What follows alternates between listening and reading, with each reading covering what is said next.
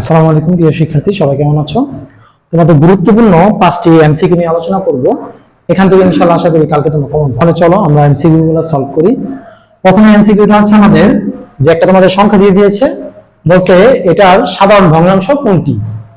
তোমরা একদম মাথা ঠান্ডা করবা, হাতে একটা ক্যালকুলেটর নিবা। তোমাদের যে অ্যানসার গুলো দেওয়া আছে 4টা অপশন, প্রত্যেকটা তোমরা ক্যালকুলেটরে ভাগ করবা। ভাগ করলে তুমি দেখবা এই যে এটাকে ভাগ করার পরে তুমি দিয়ে 11 ভাগ এটা করো, তুমি দেখবা 0.012222 এরকম অনেক বড় সংখ্যা বেরিয়েছে। খেয়াল করো, এই প্রতিটা 2 দেখে, সবগুলো সংখ্যা 2 দেখে কিন্তু এটা সংখ্যা দিয়ে লেখে।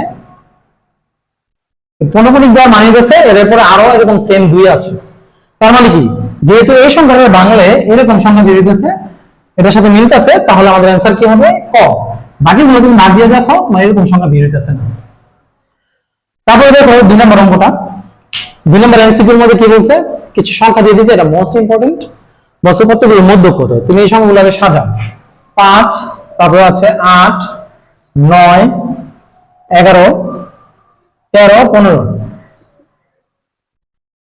এই সংখ্যাগুলোর মধ্যে ছোট থেকে বড় আমরা সাজাইলাম। এখন দেখো খেয়াল করো মাঝখানে কারা আছে।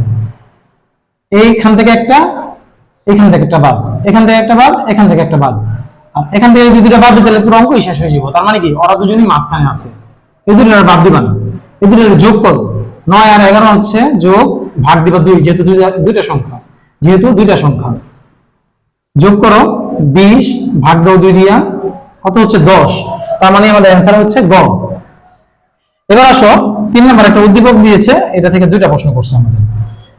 প্রথম প্রশ্নটা কি বলছে, মধ্যক শ্রেণী কোনটি। এখানে একটা উদ্দীপক দেওয়া আছে, আমাদের বলছে মধ্যক শ্রেণী কোনটি।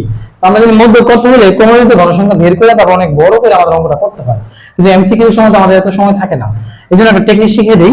তোমরা ঘনসংখ্যার মধ্যে দেখো সবচেয়ে বড় কোন জায়গায় আছে, ঘনসংখ্যা 12। এই 12 এর উপরে কোনটা আছে, 51 থেকে 100, 51 থেকে 60। তার মানে এটাই হচ্ছে আমাদের মধ্যক শ্রেণী। তাহলে আমাদের অ্যান্সারটা কত দিব, 51 থেকে 60, এই যেটা। তারপর আসো বলছে মধ্যক শ্রেণীর মধ্যমান কত। তুমি মধ্যক শ্রেণীটা কত পাইছো, 51 থেকে 60, এটাকে তুমি যোগ করো। সংখ্যা হয় একটা, দুইটা না, 2 দিয়ে ভাগ দাও, যোগ করলে কত হয় 111 ভাগ 2। এটাকে যদি আমরা ভাগ দিই তাহলে 55.5। তাহলে আমাদের অ্যান্সারটা কোনটা হচ্ছে, দেখো কোনটি বিচ্ছিন্ন চলক। তোমাকে চিন্তা হবে যে বিচ্ছিন্ন চলক কাকে বলে। বিচ্ছিন্ন চলক মানে হচ্ছে যে সংখ্যার মধ্যে কোনো দশমিক থাকবে না, এটাকে বলা হয় বিচ্ছিন্ন চলক। তাহলে বয়স, মানুষের বয়সটা কিন্তু দশমিক দিয়ে লেখা যায়। যেমন 5 বছর 6 মাস, আমরা একটা বাচ্চার বয়স কিভাবে বলি, 5 বছর 6 মাস, তাহলে 5.6 বছর। তাহলে বছর বয়সটা কিন্তু আমরা জানি যে দশমিক দিয়ে লেখা যায়। তাপমাত্রা, এটা তো অবশ্যই দশমিক দিয়ে লেখা যায়। উচ্চতা, এটাও কিন্তু অবশ্যই দশমিক দিয়ে লেখা যায়। যেমন তোমার উচ্চতা কত যদি জিজ্ঞেস করি, তুমি কমেন্টে কি লিখবে, 1.83 মিটার এরকম বলবা, তো দশমিক দিয়ে লেখা যায়। বাট পাখির সংখ্যা, এটা কি তুমি দশমিক দিয়ে লিখতে পারবা? অবশ্যই পারবা না। তো এই জন্য এটা বিচ্ছিন্ন চলক।